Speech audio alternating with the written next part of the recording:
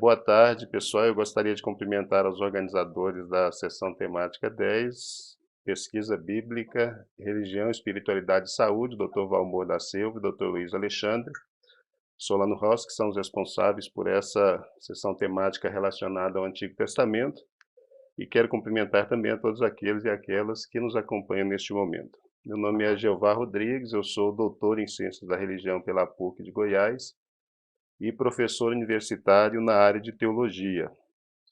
A presente comunicação, que doravante compartilho com vocês, intitulada Os Sentidos do Viver e do Morrer em Perspectiva Veterotestamentária, em consonância com a temática do 10º Congresso Internacional em Ciências da Religião, Espiritualidade e Saúde, os Sentidos do Viver e do Morrer, realizado pela PUC de Goiás nesse mês de outubro de 2020, tem como objetivo apresentar uma abordagem panorâmica do significado de morrer, de viver e morrer na perspectiva do Antigo Testamento.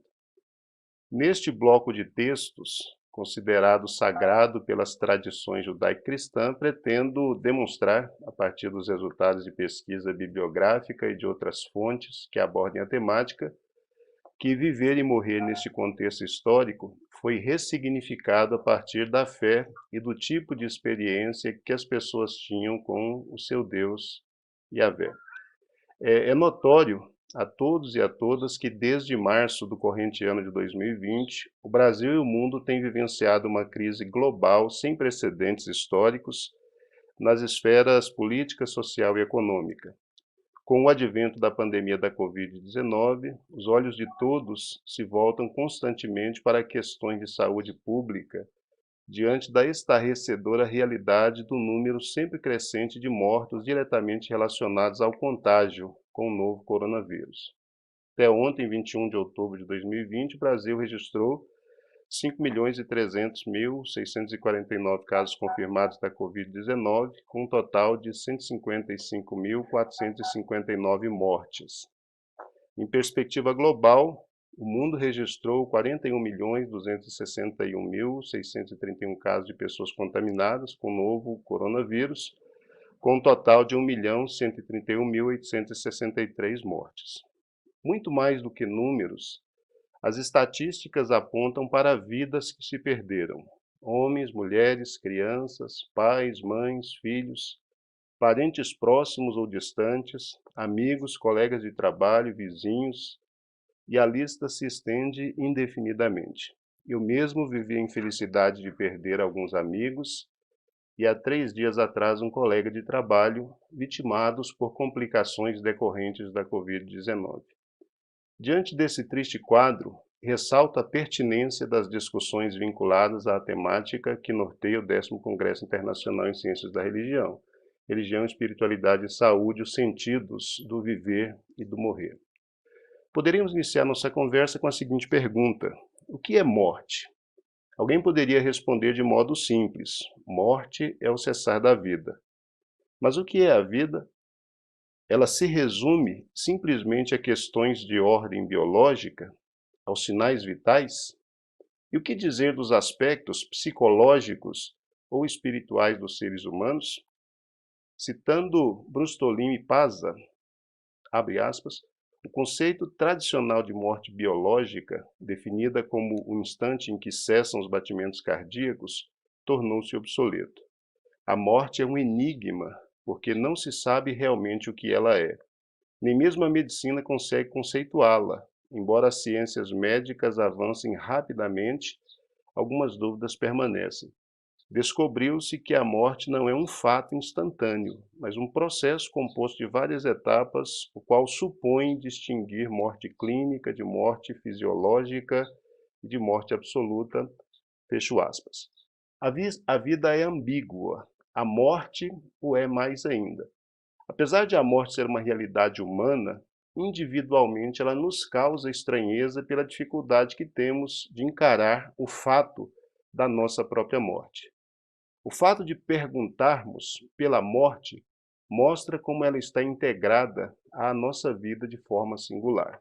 As palavras de Jung, e aí eu abro aspas novamente, a morte não é só o estranho por excelência em relação à existência humana, mas é simultaneamente o que de mais próprio temos. Pode haver muitas incertezas em nossa vida, a morte, porém, é certa. Tudo nos pode ser tirado, até mesmo a vida. Somente a morte não nos pode ser tirada. Ela é o que de mais próprio temos. A Lia Luft, uma poeta, escritora e jornalista gaúcha, ela apresenta essa mesma realidade de um modo um pouco mais suave. Ela diz o seguinte: a morte não nos persegue, apenas espera, pois nós é que corremos para o colo dela. O modo como vamos chegar lá é coisa que podemos decidir em todos os anos de nosso tempo.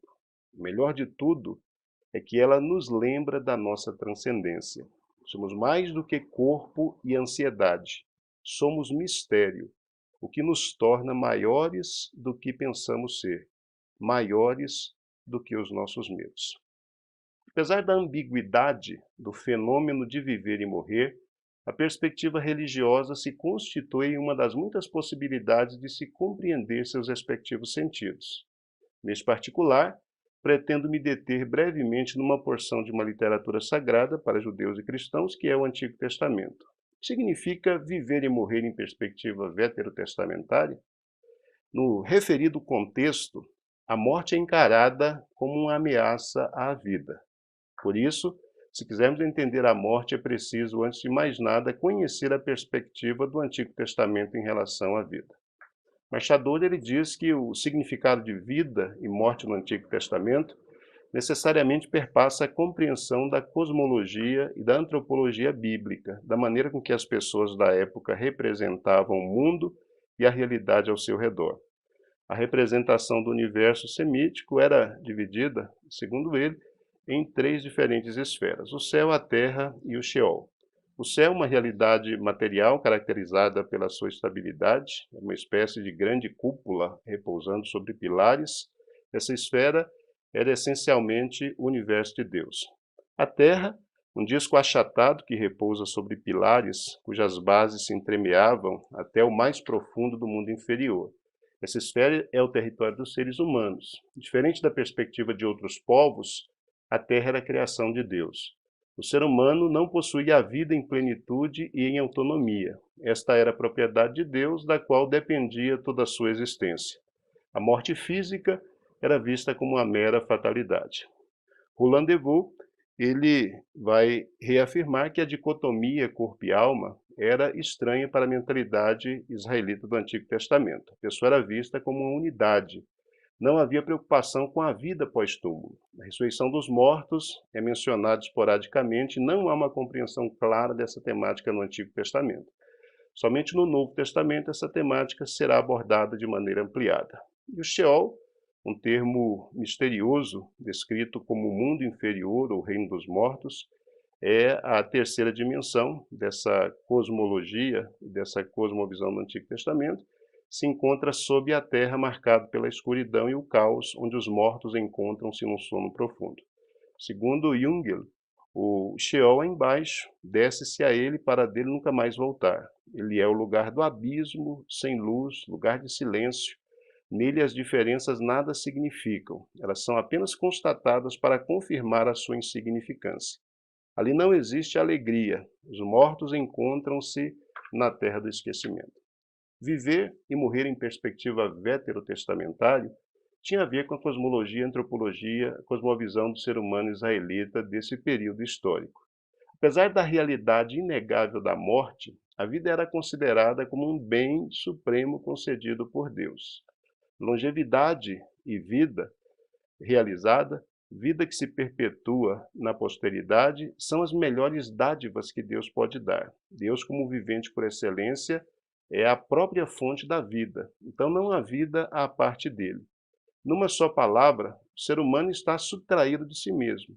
Ele não é senhor de si mesmo, ainda que tenha sido destinado a ser o senhor do mundo, de acordo com Gênesis 1:28. Não ser senhor de si mesmo, no entanto, não significa uma deficiência antropológica. Aponta antes para o fato de que o ser humano pode viver somente em relacionamentos, que o ser humano, por estar subtraído de si mesmo, não pode relacionar-se consigo mesmo sem estar já desde sempre relacionado com Deus. Para o ser humano israelita, Morrer era um processo que estava naturalmente relacionado ao envelhecimento. Encarar a morte sem medo era o anseio de todos eles. Morte precoce era morrer fora do tempo normal, ainda que isso ocorresse com muita frequência. O índice de mortalidade infantil, por exemplo, era algo muito alto. O dilema sombrio da morte era encarado a partir da premissa de que aquilo que fazemos da vida ou da nossa vida em seu decurso faz da morte um poder sinistro que ameaça não apenas o indivíduo, mas comunidades inteiras e até mesmo povos. O Marchador ele reforça a ideia de que, ao enfatizar, ele reforça essa ideia de que viver está diretamente vinculado ao relacionamento com Deus. Ele reforça essa ideia a partir da seguinte perspectiva: viver significava, no Antigo Testamento, estabelecer um relacionamento saudável de obediência a Yahvé, o que resultaria em longevidade, cumprir os seus dias, que seria envelhecer e morrer, em ter uma posteridade, uma descendência, e em habitar a terra prometida.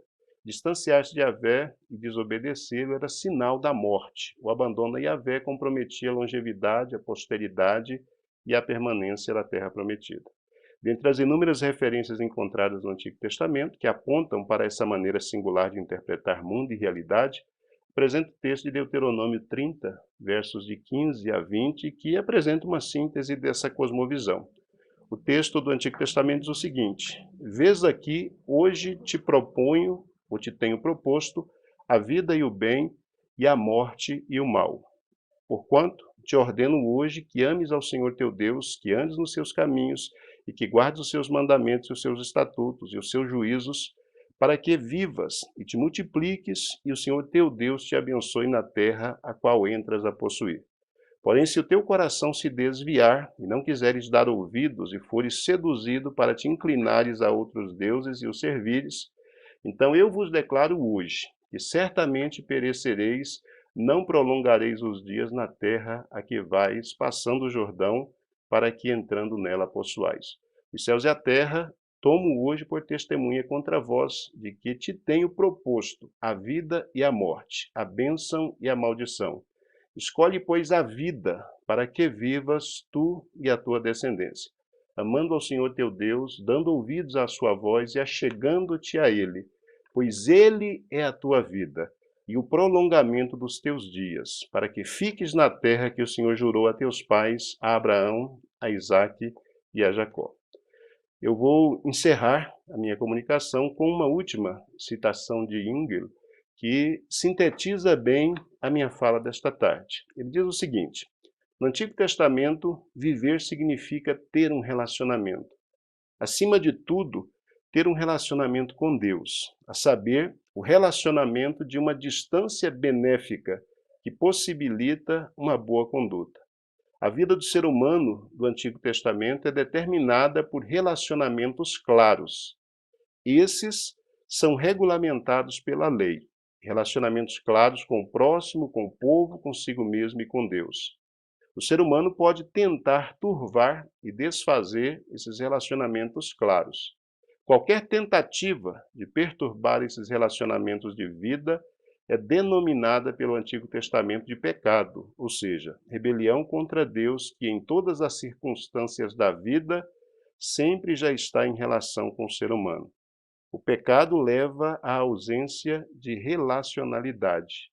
Ele torna o ser humano destituído de relacionamentos. A morte é o resultado final desse impulso, a ausência de relacionalidade. Nesse sentido, antropologicamente, a morte não está presente apenas no momento final da vida, mas em todo o tempo como possibilidade efetiva no impulso à ausência de relacionalidade. Espero que essa comunicação tenha contribuído para o enriquecimento das discussões que se farão neste e a partir desta sessão temática. Agradeço a atenção de todos e de todas. Muito obrigado.